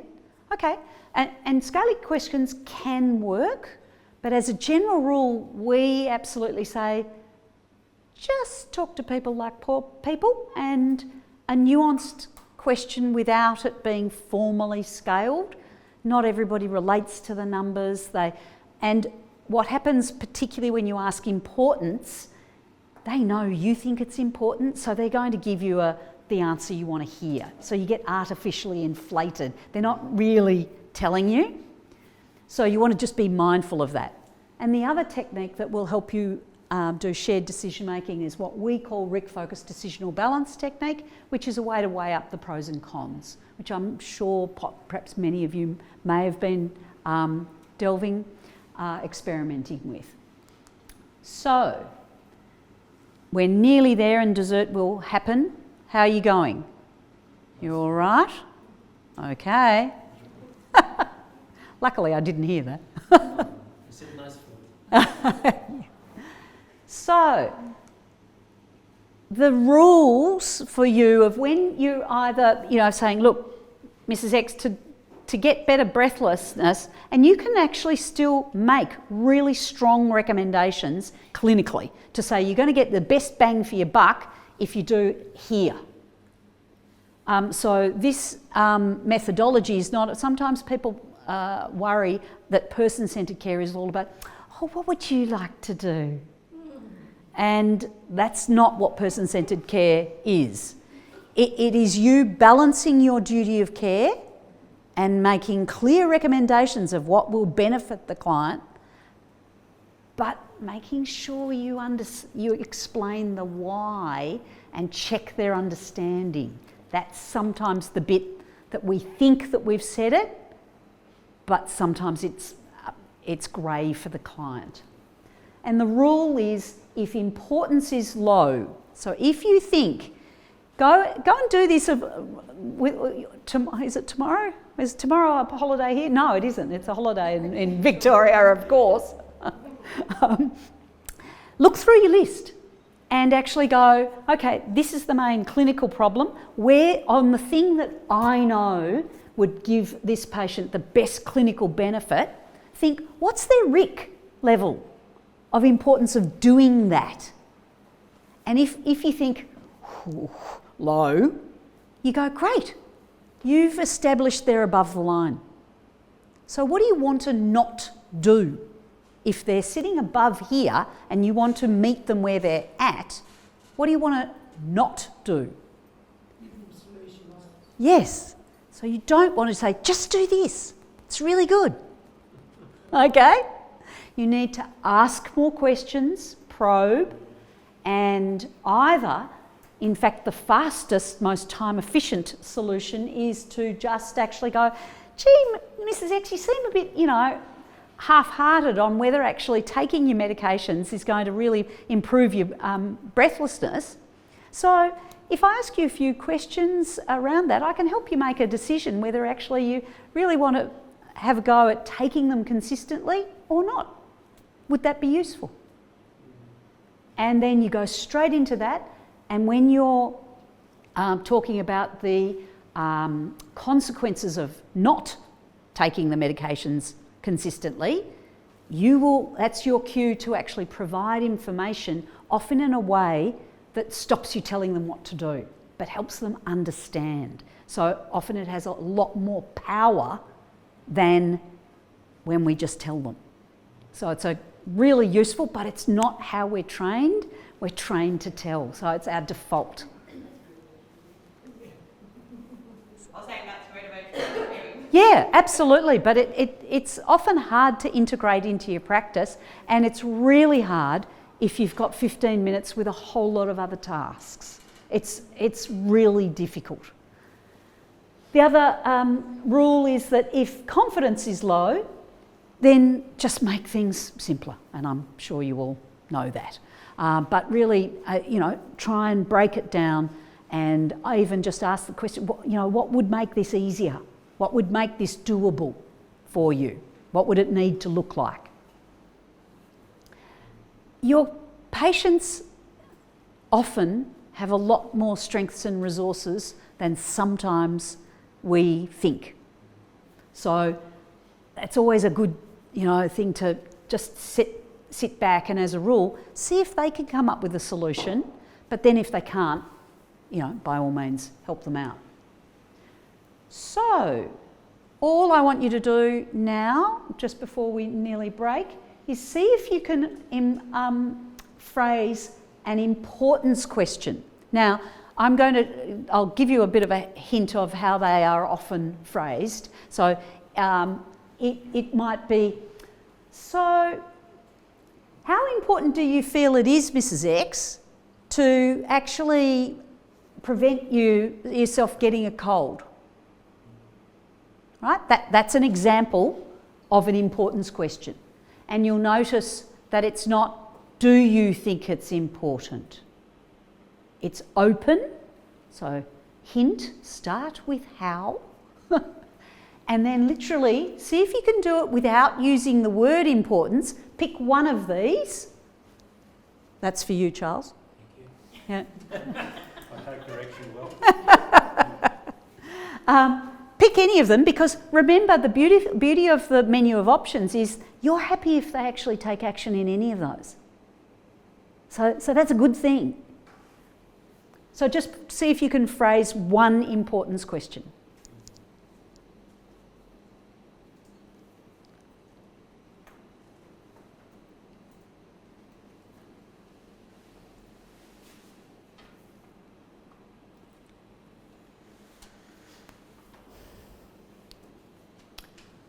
Okay, so troubleshooting, kind of putting what I've outlined together. If our job is to help move people from here to here as fast as possible, understanding that some people will never get across the line on some issues. Whenever you've got kind of a difficult client, just normally now rephrase it in your mind and go, they're just above the decision line. They're just not with me. And I was probably all down below the line by yourself. And so you want to be where the client is and have a different conversation. When there's chronic and complex issues, this becomes even more critical, because how often is trying to work out, you've got so many movable bits that everyone's really struggling because it is complex. And I can hear to say the methodology doesn't solve, and it's not, rainbows and unicorns. It doesn't solve complex issues. It just gives you a little bit more of a structure to more methodically go through to hopefully get traction. And the whole idea is outline the big picture, focus on an area, get them going on that, come back here, and you basically keep flipping the conversation. Sometimes big picture, delve in. And when you're feeling stuck with a client, are they above or below? Always think, what do I want them to do? Are they above or below the line? Try and unpack where you think is it their knowledge, or what's demotivating them? Is it a fundamental belief? Nobody in my culture lives beyond 40. So that's a massive. And if that's their lived experience, why on earth would they be optimistic? So that's what you've got to actually talk about, that, and to be saying, and that's where the advantage of using people with lived experience, because often your client's beliefs will be shifted by other people, not necessarily always you. However, you being doctors hold enormous respect and power. And what you say can make a massive difference to the whole team and to how your client is moving through. So, you've actually got a lot weighing on your shoulders. And obviously, this concept applies to end-of-life care, or you can put anything up there. Now, I've just kind of put these together. I'm not suggesting that this is, how it is, but you can imagine that rather than saying, oh, let's refer you to the palliative team, because the word palliative just sends everyone over the cliff, understandably, you might say, let's map out the future a bit for your health. Let's have a bit of a brainstorming for the future. Okay, maybe we need to look at various things, or you need to know what's happening.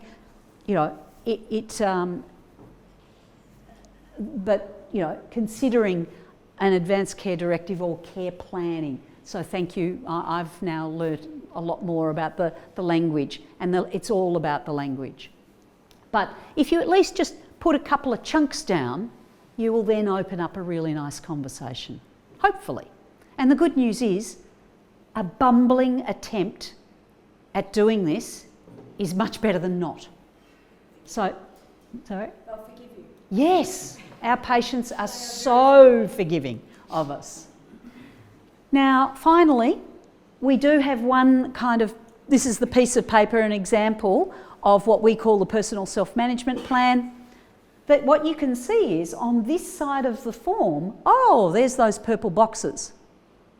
That doesn't change. That is your behavioural areas till they die.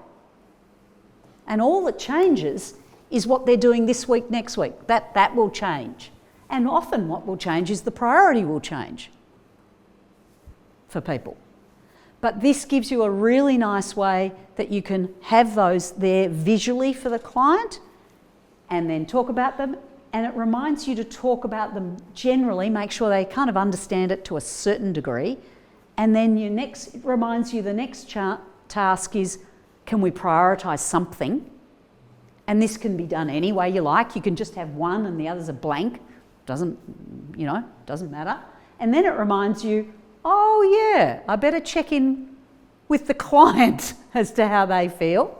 But if the client's prioritised it, often they're happy. And this works with you get less resistance because you're subtly manipulating them for the purposes of good. And then you're going for the action time frame. And I'm interested in your comments. If you picked that up and just read that and somebody else you're filling in for someone, would you know pretty quickly where to start a conversation with that client? Yeah, certainly for me, much better than rifling through a whole lot of notes that doesn't actually tell you anything of what the patient's doing. Great. So, if you're feeling like you've got messy head, you and your clients, try and chunk information. Look at the content from the health literacy card to prioritise it, and use RIC to really engage in much more of a shared, even conversation, and acknowledge that sometimes people aren't motivated, and to see if you can influence it. Brilliant. Thank you, everybody. We'll have now what I'm going to do is you've got this table. There are two highlighters. Sorry, these are the only ones I had. So you can fight over them as to who takes them home. They're just little for anybody. And over dessert, certainly have a break so that clear your head. But either I'd like the back table to consider and come back, nominate a spokesperson. And when we come back, I want you to just either comment on how you think any of what we've discussed tonight would apply in palliative care cases, of just how would you apply that, and just make a comment. The middle table, I'd like you to share can I borrow this? Just I've forgotten what I've asked you. I'd like you to tell us about what's your opening phrasing to put Mrs. X at ease, And this table can tell me the RIC question. Give me an example of your RIC question. Fabulous. Thank you very much for your time.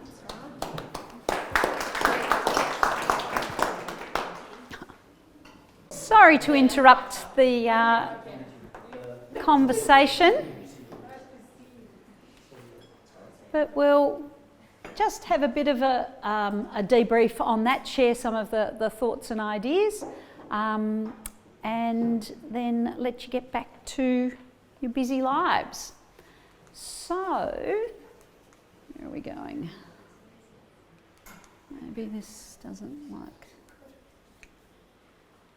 Okay. So, the table in the middle, I think, had the, what are we going to say? So just to refresh your memory, Mrs. X has walked in. You know that she said, oh, last time I was in hospital, I felt like I was dying. How, she doesn't think her medications are doing much. So what can we say that just, might just make her just feel a little bit more, okay. Go for it, guys. Our approach was we were kind of looking from two key things needed to be done, like acknowledging her situation with empathy and then providing her the opportunity to validate what we suspected was going on. So two of the questions that response we came up with was firstly, I'm terribly sorry to hear about what happened. I imagine you're feeling worried, so acknowledging what's happened and then allowing her the opportunity to validate that. And then your response, if you want to read yours out. I'm sorry to hear about what's happened. This disease can affect a lot of people's lives differently. How is it affecting yours lately? Yeah, so that's a really nice question, a nice open question, but going for the impact, which is going to bring up the motivators. It's also seeing how much knowledge she actually has. Correct. Yep, exactly. So really, you can see how much you can get out of a statement than a really good open but targeted question. Really trying to dig around up here quickly to then work out, how quickly can I move and, where do I go next? Does anyone else have any other, things that they'd like to share? Because there's a million different things you could say. Does anyone want to toss around any other ideas? I think, when does this happen for you? To see whether or not she understands when that breathlessness is happening. So that's me trying to seek her understanding of it. Yep. So that's an excellent knowledge question. Will that put her at ease? Oh, my earlier one was more validation, letting her know, so I understand this must be really challenging for you. Yeah, good. I'm here to work with you to help you. Yes. So that's an excellent thing of, that's hard, that's what I'm here for, I hope we can work, that sort of thing. Fantastic. And then how you seamlessly then move from that kind of, okay, you've hopefully you did all the technical language of what it was that nice word said. And then you're kind of moving on to, I wonder what's happening with that breathlessness. So you might ask a few other, again, open, targeted questions. Terrific. Does anyone want to add anything? Anything on, obviously building trust is pivotal and it doesn't stop.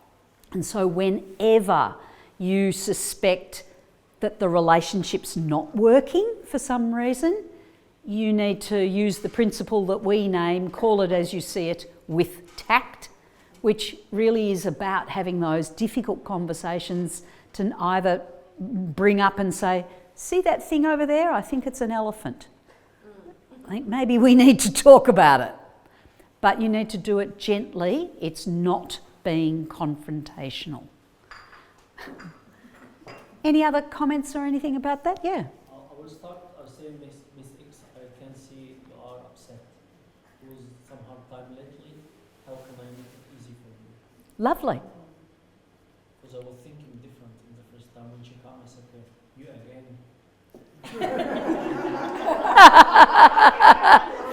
Excellent.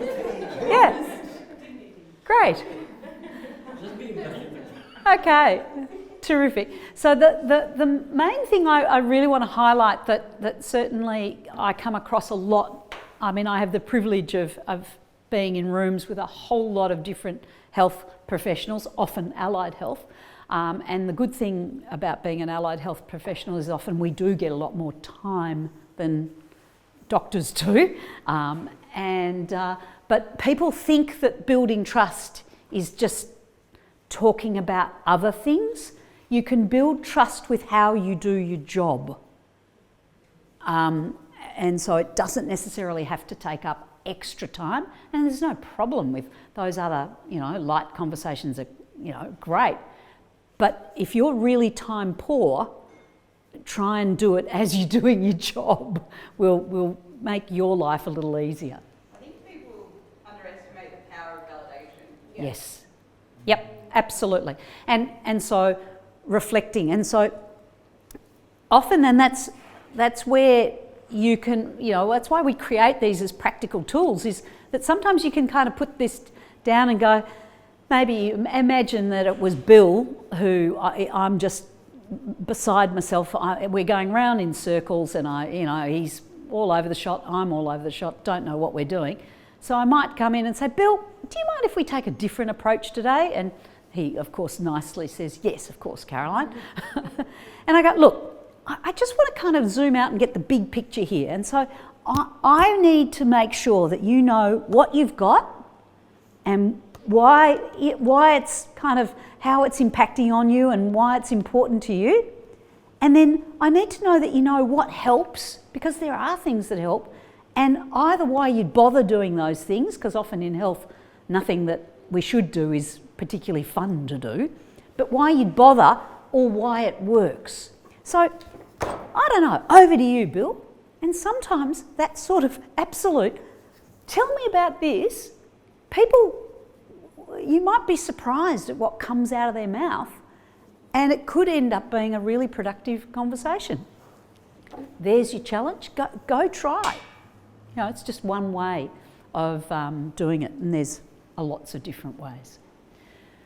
So, all I've put up here is just some other, reflections. Don't underestimate the power of summarising and then telling people what you're about to do and then checking in. So this is the whole thing of, this is where if you have this in front of you, you can kind of go, I'm really wondering whether I've done a good job of you understand the big picture of what works. How am I going on that? Or I'm really wondering what's driving you. A lot of the stuff I want you to do is pretty awful. What's going to light that spark to get you going? Because we know that I can't do it for you. So all of that as your conversation, as opposed to, do you want me to tell you the latest research on the article that tells you that COPD and smoking? Now, and sometimes we need to use statistics, so everything's a double-edged sword, all right? And you just got to keep thinking, why am I using it and is it working? And whenever it's not working, do something different. It's really... So it's really frightening, you might say, gosh, that last admission, I realised that you were pretty scared. It's so frightening when you can't get your breath. It's frustrating when you think you're taking those medications, but they just don't seem to help your shortness of breath. And again, that might be a whole misperception that she thinks, I took my pill, my breathing's still, people have totally unrealistic expectations of why they're taking their medication, or they're wondering why their preventer. Or even how they work. Totally. Have they used it? Oh, absolutely, yes. And don't. YouTube of the lady. The asthma. The asthma. Absolutely. That was standard. That was standard in our workshops of taking it. It was fantastic. And the other, I'd absolutely go and Google Bob Newhart, Stop It. It is hilarious, absolutely hilarious, and a fabulous reminder to all of us. So, sounds like you're having a rough time, Late. What do you feel would help you the most at the moment? Try and ask that targeted. as opposed to how can I help you? It's just like, what do you think will help the most?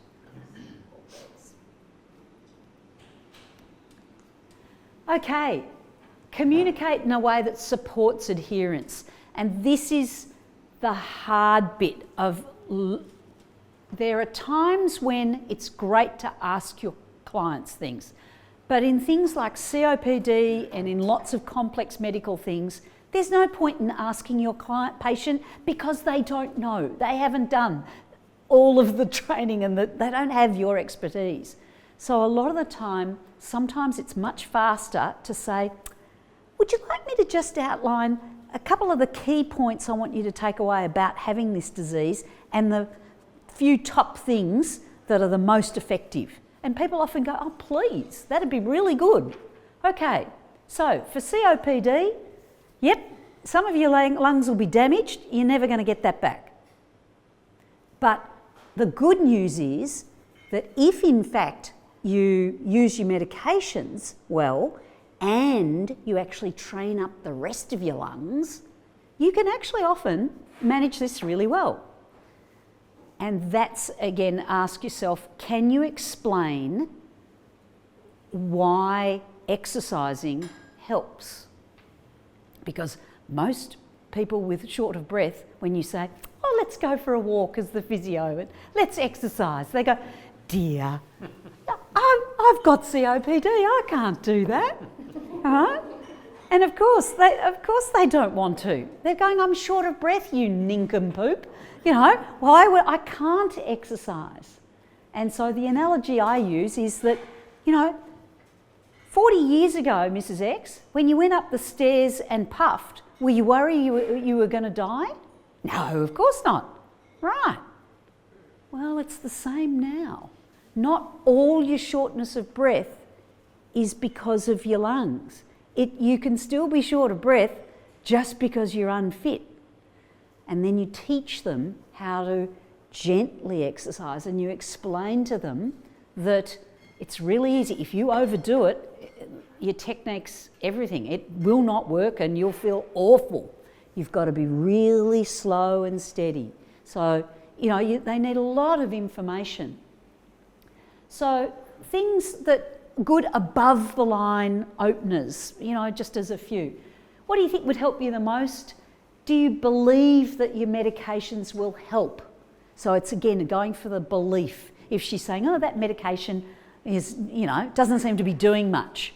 And you go, well, do you actually believe that if we've got the dose right, or what were you expecting as the change? And maybe that's the bit of information you haven't provided yet, is that you're not actually expecting that it changes their shortness of breath when they do something that increases their capacity,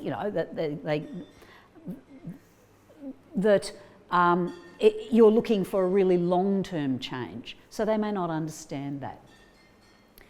And, you can often offer a bit of information and say, pacing your activity, building your lung capacity, understanding when to worry will all help you manage your shortness of breath, other than taking your medications. And maybe the issue is the medications are doing as much as they can. Maybe we need to consider adding some other things to get a snowball effect. Would you like to know more about these? Here's a good one of an importance question without the word importance. How keen are you to actually explore other ways to reduce your shortness of breath other than the medication? Because how often, well, I can tell you how often it happens when they get to the physio or anybody else. What do you think the client says when you suggest they should do something else for their shortness of breath? What do you think the patient says? Yeah. Sorry? The doctor said I had to. Oh, well, that's why they're there, yes. But they say, no, I'm fine. I'm taking my medications. So there's a misperception that medication is enough. Well, gosh, who here isn't looking for the fastest, easiest cure? Isn't?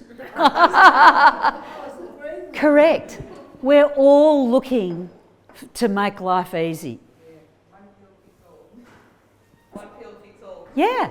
And here's another tip, is you talk about the other things of using, and you'll have heard this, but it's using movement and food as treatment. Because as soon as you say, let's discuss lifestyle change, how motivated do you think people are? Oh, exactly. Nobody gets up in the morning and says, I think I'll set a goal around healthier lifestyle, other than some allied health professionals. But how keen are you is really another proxy for motivation and kind of readiness. So that comes to perhaps this table. You had an importance question, but without the word importance. What was your importance question? Well, you wrote it down, Charles. So. We've got three because medicine has the rule of three. All know that. So first one, how are you going to manage your smoking? How are you going to manage your smoking? Okay, that's not an importance question. Okay, we'll move quickly on to number two. That's it. So that question is an excellent below the line to investigate strategies. How much do you feel you need to manage your smoking? So you had half of it there. Next one, how pressing is it to manage your medications? Yep. And we were talking about, often when you say it aloud, it's some things work better than others, but pressing was a really nice word, and thought that it worked better probably. How pressing is it for you to get a handle on pacing your activity? Kind of rolls, it fits a little bit better in my view, but And the third one, how much do you think it matters to avoid infections and get vaccinated or have vaccinations? yeah. Okay, how much do you think it matters? So there's a whole lot of ways you can phrase it, and a lot of the time this language isn't as built in as how are you going to do it? Why aren't you doing it? Just that's it. Yeah. Oh, sorry, that's the teenagers. Sorry. Yeah, well. And the good news is all of these skills work on your teenagers and prevent you killing them. Mine are still alive, so. It's news. Yeah. So here's a few other examples. How critical do you think it is to take your medications as regularly or as prescribed? How keen are you to build up your physical activity? Or the other one with something like that, knowing, and often when you look at that question you go, yeah, 90% of people are going to go, nah. So often you need to reword it or think of it another way. It's what benefit do you think you'd get if you increased your physical activity? Ask them if they had a dog. But they will have, that's, a person with a dog will know that that's an option to do it. So if you're thinking that you need to give that sort of thing, that's you just politely telling them what to do. Well, I was going to go around the other way. Uh-huh. And, if the dog is important and the dog is, Yep. part of that emotional support as well, it might be, how important is it for you to, make sure that the dog has an enjoyable life? Yep. So it's shifting that away. Sure. What would that look Dog like? needs the Yeah. exercise. No, that's right. And the other, that's where the question of what benefit might you get, or what would be the impact on the family if you were a bit more active, all of those, and they're just even more open. So yeah, but that's right, there's a lot of ways to do it. Could you do it as a two-part question? Like I had originally written, how do you feel the medication is working? Yep. Prior to saying how critical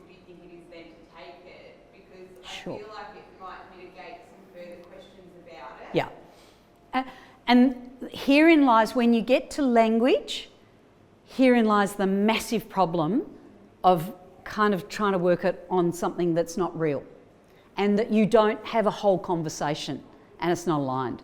So the gold standard for actually reviewing what happens in a consult is audio recorded, and that's the purpose of the methodology. You can then map. Did I do that? Did I outline that? Did I ask and check about that? Or was there enough in the conversation that indicated, oh, they said this and this, which would indicate, oh no, they're ready enough, and so you went forward. Remember, you don't always need to, and I can absolutely tell you, if you do this well, this conversation well here, and start that off, you never need to ask about importance, because it becomes just a sharing of information, and the patient prioritises it. And you just go with that, and then you're off. That's why this structure makes life so much easier, because you don't have to play these games to drag people below the line of coming up with the solutions, because they see the benefit of it. It would be better tailored to the patient and their intelligence. Sorry? The patient and their intelligence should be tailored the question according to the patient and their intelligence. And their Yes, absolutely. If I ask the patient, please, okay, how do you think the impact when you take the dog for a walk? If she's intelligent, well, I may get better. Yeah. Other one, she will say the dog will be fitter. Yeah, exactly. Yeah. How should we do that? Yeah, absolutely. So everything is absolutely tailored. And this is a really nice phrase. Given everything else, or given what your situation now, how much do you think you need to pace your activity? Because you know how people go, oh, one day, or when this crisis is over, or they keep putting it off into the future. And a lot of the time it's, no, given life now, can you see, it's where can you act now? And that's a totally different mindset. It puts people in a different mindset of what's possible, or because it really anchors them in reality. And obviously these questions are really good and are part of the RIC-focused decisional balance of asking about the benefits and consequences, because if people don't know the benefits and consequences, well, that's why they're not motivated. So what might be the consequences? Now that is a little formal, so that wouldn't work for everyone. If you didn't bother getting a bit fitter, what might happen, And so it's really good to pose that question. So say, we're all banging on about you taking medicine, but we keep wanting you to get fitter, don't we? Yes, you keep really talking about that, and I don't understand why, because I can't, because I'm short of breath. You go, yeah. Okay, so what do you think happens if you don't bother and you just let it go? What's going to happen in 12 months' time? And I can guarantee you, they cannot map that out, because they do not know, and they don't understand just general deconditioning and what happens to the lungs and all of those things, that you can then go, oh, that's okay. Would you like me to just tell you what happens for people? A really good tip is, when you're above the line, kind of talk more neutrally about other people as opposed to you, because it's less threatening. Then they're more willing to share information if it's a bit more neutral. What would be the benefits if you moved a bit more regularly? And you go for the physiological benefits, and for the social, the emotional, get out in nature, you're less stressed, all of those things. And the impact not only on them, and not just physical stuff, but the impact on others, of relationships, those things. That's what you're trying to draw out. Okay, so 3 simple steps to just getting more out of your own personal career in each day. We all intend to be person-centred, but not many of us actually know all of the ins and outs and the detail of actually how to do it and what that looks like. So by kind of either doing more, sometimes different courses, doesn't have to be health change courses, to really work out where are your strengths in the skills that you already have and where might there be gaps. That's where we've got to start, but you can see how critical it is that you've actually got to practice what to say in your context with all of the different types of patients you have. And there are some skills that you've got to practice, because it's really like learning German. And you know, you start off with a little bit of language, and then the more you practice, you will get more fluent. And you'll find your own style of what works with your clients. But over time, ideally, we've really got to actually address some of the significant roadblocks that are in the system that really often prevent us working like this, which are, we all know, considerable. So, but this methodology is a very well road-tested, proven way to deliver outcomes for your patients, better job satisfaction for you, and in fact all of those, not only the clinical outcomes and efficiencies, but often cost savings to the system of moving people more efficiently through our health system. So the exciting news is we have a range of training and a range of implementation activities. I am launching a purely online mini course, which will just be a couple of hours, which will be focused mainly on kind of the RIC principle, similar types of things to what you've done tonight. And if you were wanting to find out anything more or have a conversation with me, by all means, get in touch. And more importantly, for today, I certainly do value your feedback, and so that's the link to the feedback form. And so that's really all I wanted to cover, but I'm very happy to certainly open it up for questions or keep the discussion going a little bit more, but I'm also very cognizant that you are all busy people.